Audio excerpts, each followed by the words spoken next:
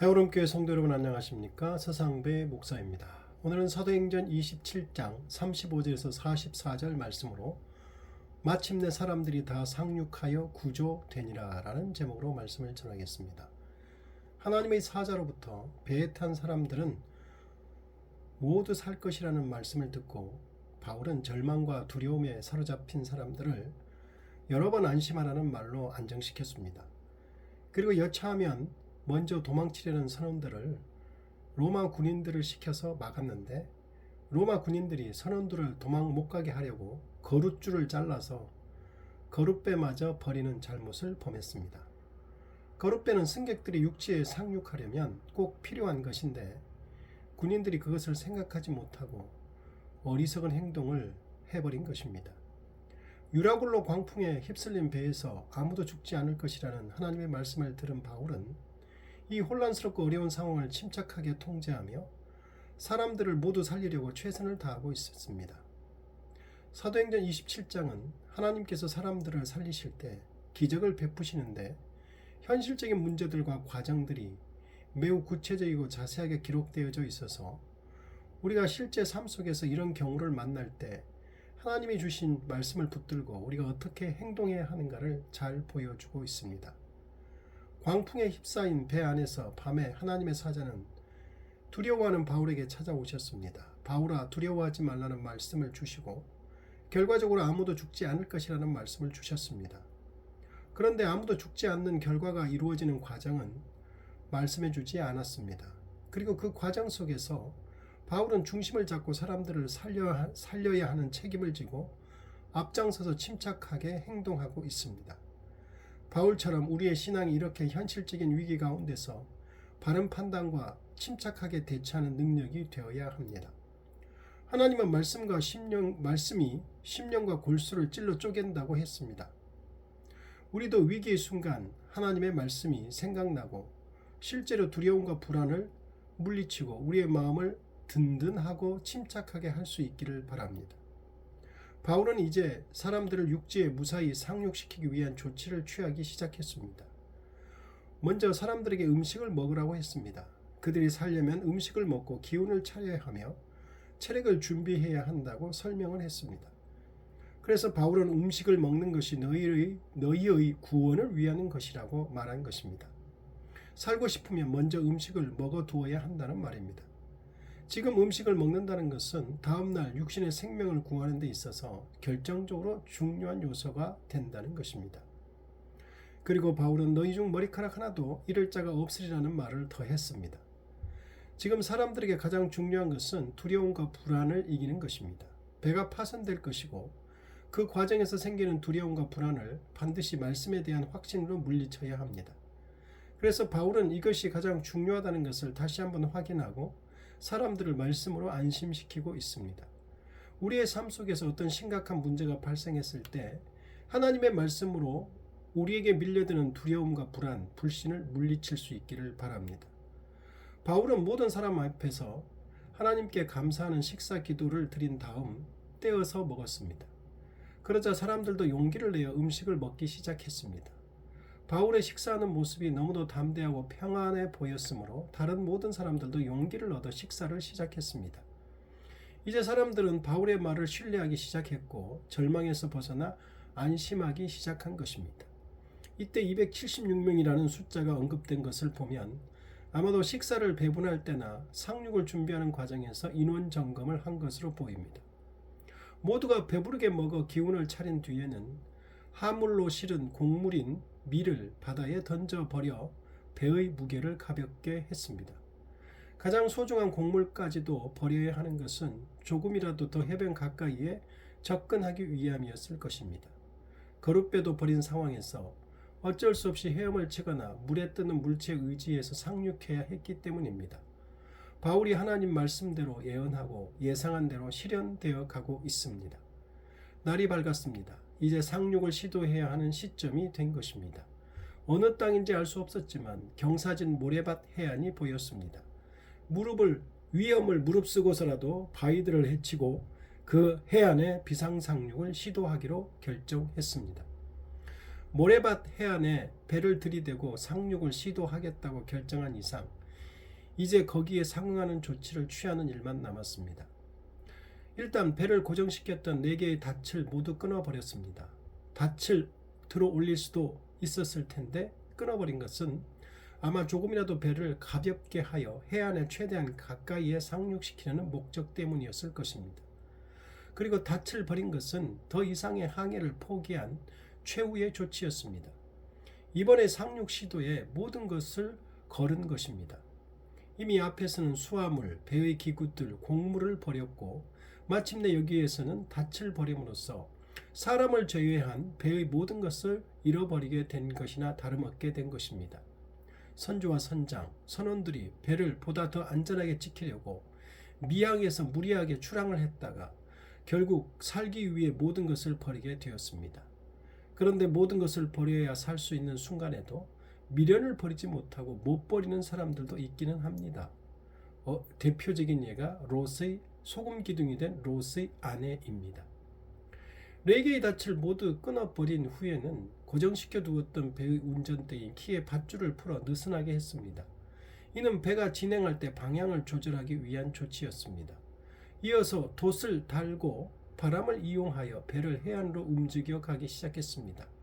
이미 앞에서 큰 돛을 버렸으므로 여기에 사용한 돛은 앞에 있는 작은 돛이었을 것입니다. 작은 돛을 달고 바람에 맞추어 해안을 향하여 들어가다가 두 물이 합하여 흐르는 곳을 만났습니다. 두 물이 합하여 흐르는 곳이란 육지로부터 흘러내리는 물과 바닷물이 만나는 곳을 말합니다. 이곳은 지형적인 영향으로 모래나 진흙과 같은 점토가 모래섬처럼 생겼습니다. 마침내 배는 이 지점에서 뱃머리가 바로 이 점토층에 처박혀 움직일 수 없게 되었고 배의 뒷부분은 부딪힐 때의 충격과 뒤에서 때려대는 파도에 의해 깨지기 시작했습니다. 그런데 이런 급박한 상황에서 군인들은 배가 해안에 가까워져서 죄수들이 헤엄쳐서 도망갈 것을 우려하여 죄수인 바울을 포함하여 모두 죄수들을 죽이려고 했습니다. 어쨌든 군사들은 죄수들을 안전하게 이송해야 할 책임이 있었습니다. 만일 죄수를 놓치거나 이럴 경우 죄수가 받을 형벌을 대신 군사들이 받도록 법으로 규정되어 있었으므로 죄수들이 도망가도록 내버려 두는 것보다 차라리 죽이는 편이 낫다고 판단한 것입니다. 모든 사람들을 살리고 있는 바울까지 죄수이기에 죽이려고 합니다.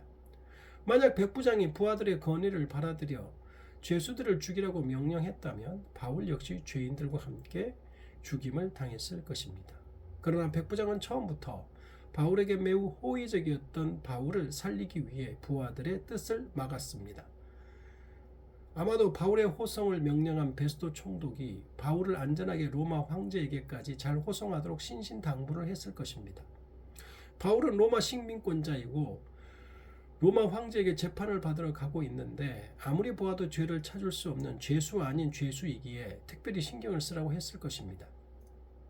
만약 이런 바울을 죽여버린다면 게다가 바울과 함께하는 동행들도 있기에 백부장은 부하들을 막았을 것입니다. 그리고 백부장 자신이 그릇된 결정을 함으로 이 지경에 이르렀고 바울이 그것을 바로잡아 사람들을 살리고 있습니다. 나아가 사람들을 무사히 육지로 상륙시킬 수 있는 사람이 바울이기에 백부장은 바울을 죽일 수가 없었을 것입니다. 결과적으로 바울 때문에 다른 죄수들도 다시 한번 모두 살 수가 있게 되었습니다. 사실은 다른 죄수들뿐만 아니라 백부장을 포함하여 배에 탄 모든 사람들이 바울 덕분에 목숨을 잃지 않게 된 것입니다. 그리고 백부장은 바울이 위기 상황에서 보여준 뛰어난 용기와 그가 믿고 있는 신앙의 능력에 대해 큰 감동을 받았기에 적극적으로 부하들을 막아선 것으로 보입니다. 참된 신앙은 죽이려는 적대자까지 감동케 하는 영적인 능력이 있는 것 같습니다. 배가 좌초한 곳은 해안에서 그리 멀지 않은 곳이므로 백부장은 정신을 차리고 명령을 해 헤엄을 칠 줄 아는 사람 먼저 뛰어내리게 하여 육지에 헤엄쳐 가도록 했습니다. 나머지 헤엄을 칠 줄 모르는 사람들은 파손된 배의 널조각 등 물에 뜰 수 있는 모든 것을 이용하여 무트로 올라오게 했습니다. 그 결과 바울의 말대로 배에 타고 있던 276명의 사람 가운데 단 한 사람의 희생자도 없이 구원을 받았고 배는 좌초되어 파손되었고 그 밖의 모든 것은 바다에 버려졌습니다. 너희 중 아무도 생명에는 아무런 손상이 없겠고 오직 배뿐이라는 바울의 말이 증명되었습니다. 즉 하나님의 신실하심이 다시 한번 증명된 것입니다. 성도 여러분, 우리는 삶에서 우리가 감당할 수 없고 해결할 수 없는 환난과 사건이 발생할 때 하나님의 말씀을 바울처럼 붙들어야 합니다.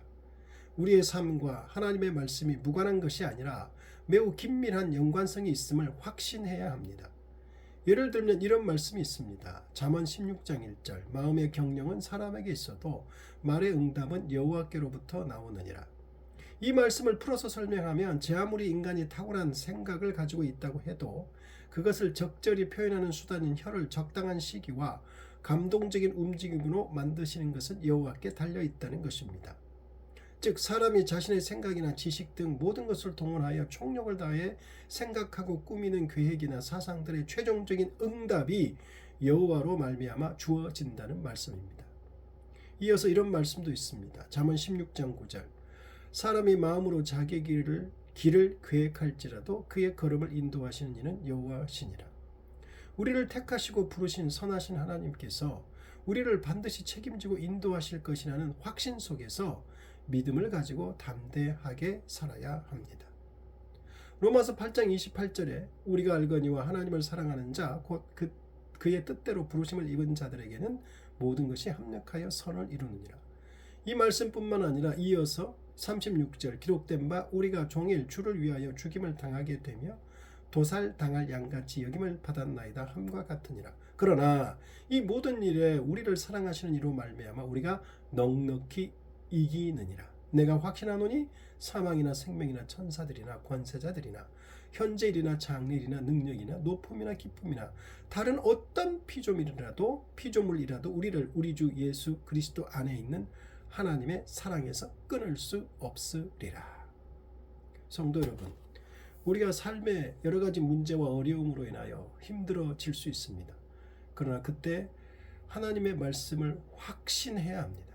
하나님의 말씀대로 되어질 줄을 믿고 흔들리지 말고 담대하게 두려움과 불안을 물리쳐야 하고 불신을 물리쳐야 합니다.